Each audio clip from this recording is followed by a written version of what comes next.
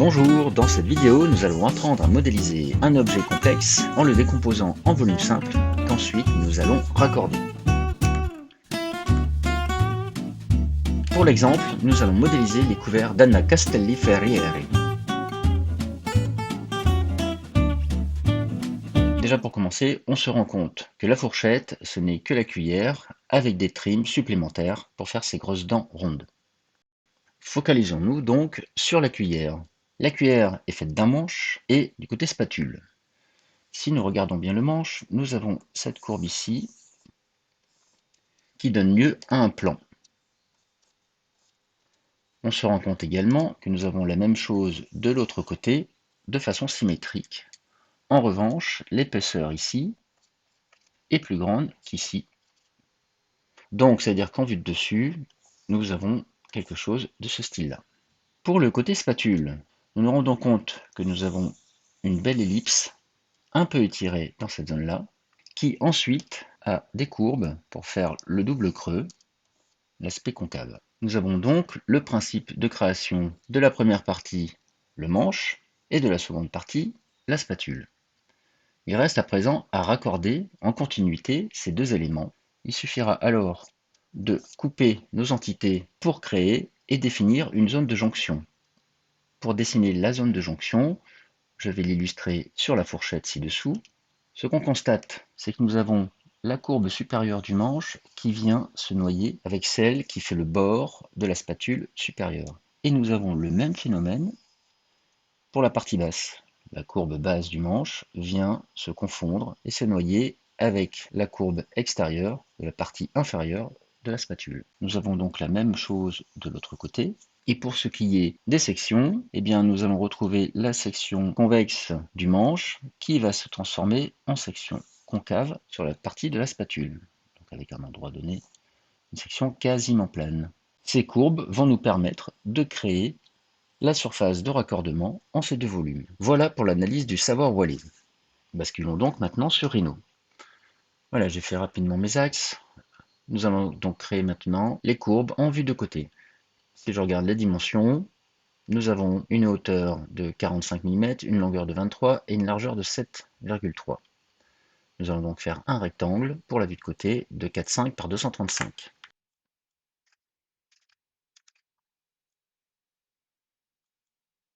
Je prends son milieu, je le déplace en 0.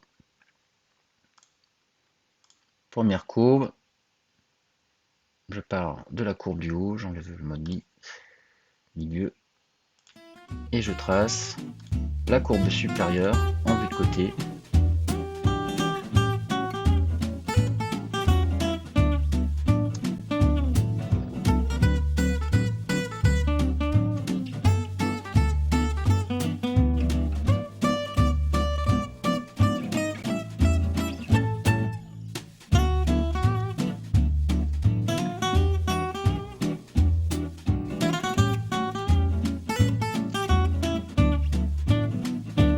Voilà pour la première courbe.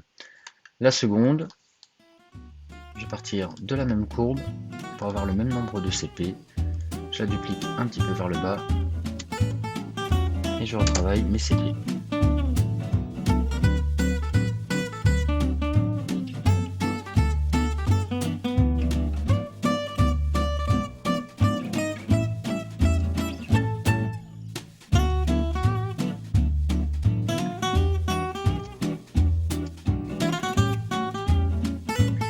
Voilà donc pour la seconde courbe. Nous pouvons faire ici tout de suite le congé. Test avec un rayon de 1. Voilà pour les courbes en vue de côté. Faisons la même chose avec la vue de dessus.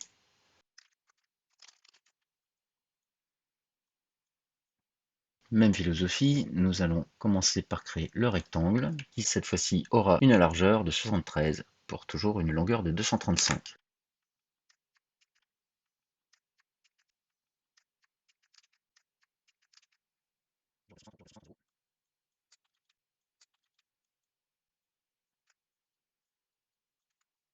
Nous avons donc de ce côté-ci les ellipses à réaliser et de ce côté-là les pans inclinés pour faire le manche en vue de dessus. Nous allons aller un peu plus loin.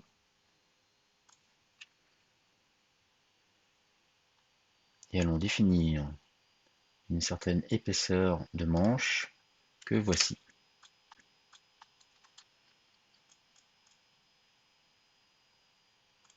Symétrie.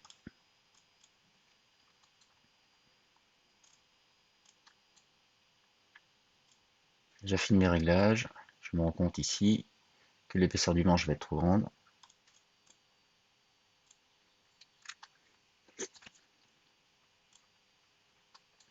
De l'autre côté, je lance à présent la réalisation de l'ellipse.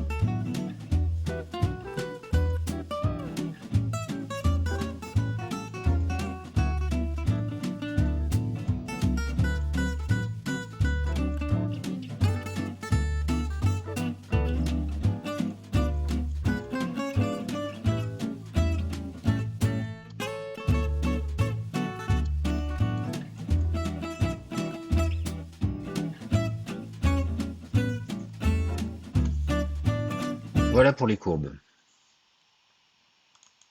Nous allons passer maintenant à la création des surfaces.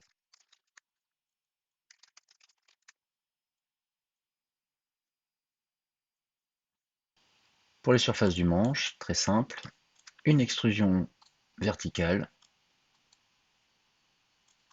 et un petit coup de trim en vue de côté.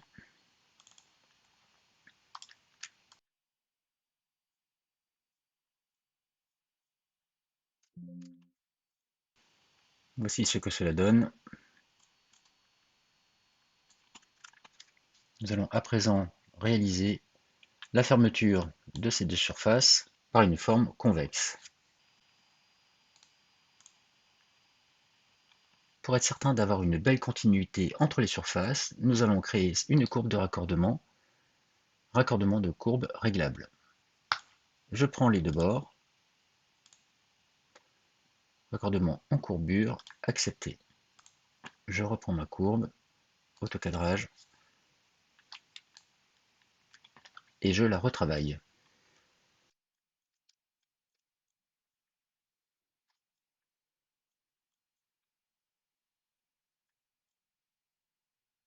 À partir de là, je peux créer la surface de raccordement par birail.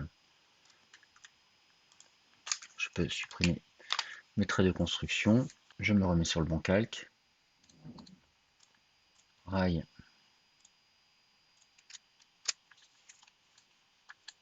voici donc pour la forme du manche. Passons à présent à la création des courbes en 3D pour la spatule.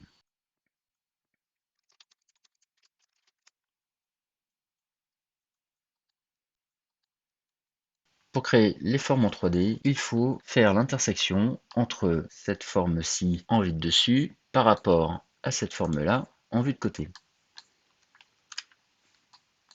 Nous allons lancer l'outil de création de courbes à partir de deux vues.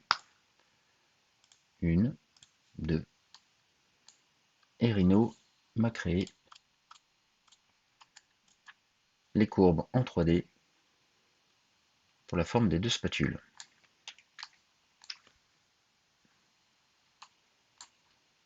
Nous allons travailler tout d'abord sur la courbe du haut, en créant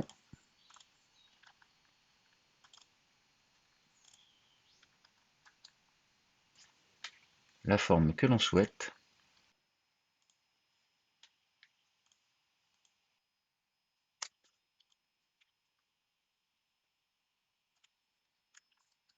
Voilà, par exemple celle-ci. Nous allons ensuite créer la courbe transversale.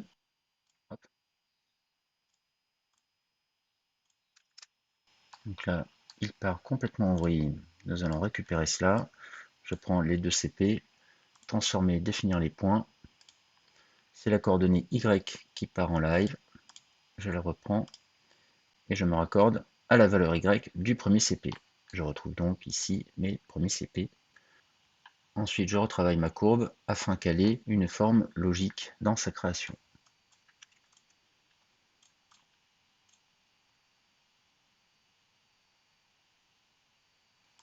Voilà par exemple. Grâce à ces CP alignés perpendiculairement au plan de symétrie, je peux symétriser ma courbe et ensuite la joindre avec l'outil Match, adapter une courbe. Je clique de part et d'autre de la jonction, je demande une courbure, de l'autre côté la position. Je vais à présent créer ma surface.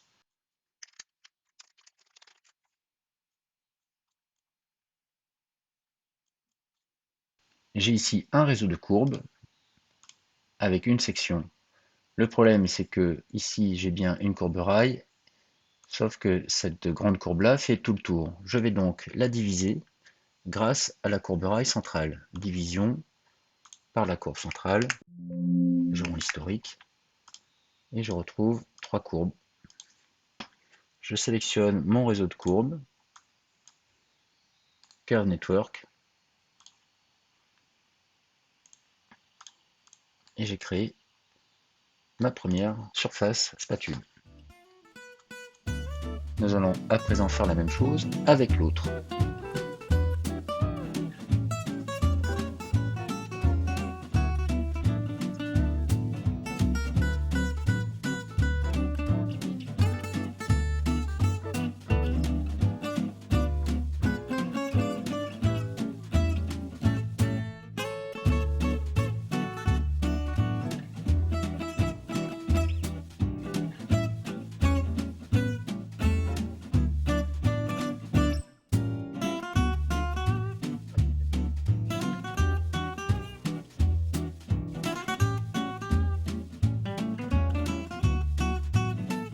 Nous allons donc maintenant raccorder les deux surfaces. Plusieurs moyens, soit je fais une section et ensuite un birail ou un curve network, mais nous allons découvrir ici l'outil Blend Surface, raccorder surface. Je prends un bord, il me demande le second bord, ici les réglages possibles.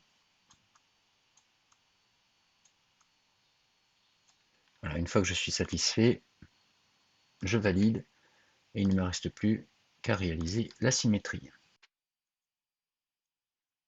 Voilà ce que cela me donne. Si je rajoute le manche, nous obtenons ceci. Nous allons à présent travailler le raccordement entre ces deux volumes. Pour ce faire, nous allons couper en vue de dessus et définir la zone à partir de laquelle le manche va commencer à fusionner vers la partie spatule et vice versa, la partie spatule qui va commencer à fusionner pour aller vers le manche. Nous définissons une grande zone que je peux recadrer. C'est-à-dire qu'ici, à partir d'ici, le manche va commencer à partir pour s'évaser vers la spatule et vice versa. Je peux définir soit un rectangle que je modifie avec les échelles ou faire tout simplement deux traits alignés selon l'axe X. Disons que ici, je suis satisfait, je lance l'opération de trim. Objet coupant, trim.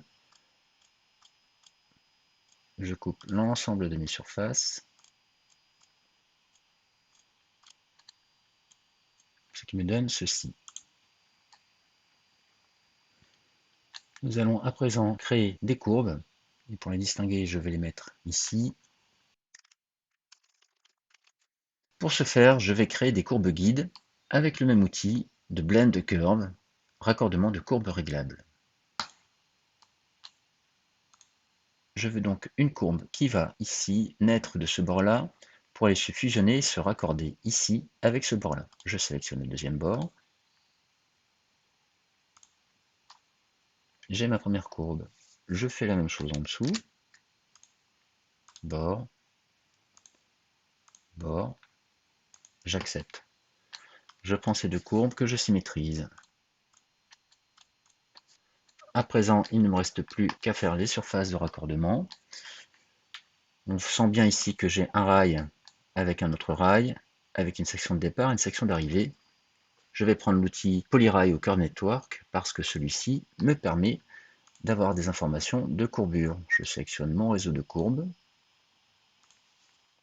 Et vous voyez, Curve Network me propose un raccordement en courbure sur le bord B et le bord D, qui correspondent respectivement à la jonction avec le manche et à la jonction avec la surface de la spatule. Je valide. Je fais la même chose par en dessous. Je sélectionne ici ces courbes. Par contre, ici, je prends le bord de surface avec le bord de surface, comme j'ai fait juste au-dessus, ce qui permet à Rhino et Curve Network d'avoir l'information de raccordement en courbure. J'accepte. À présent, il ne reste plus qu'à faire le côté. Cette fois-ci, je prends le bord de la surface, de tous les bords possibles, afin de garantir et de permettre à Rhino d'avoir un raccordement en mode courbure sur les 4 bords. Ce qui est fait, je sélectionne la surface, un petit coup de symétrie, et voilà, le tour est joué.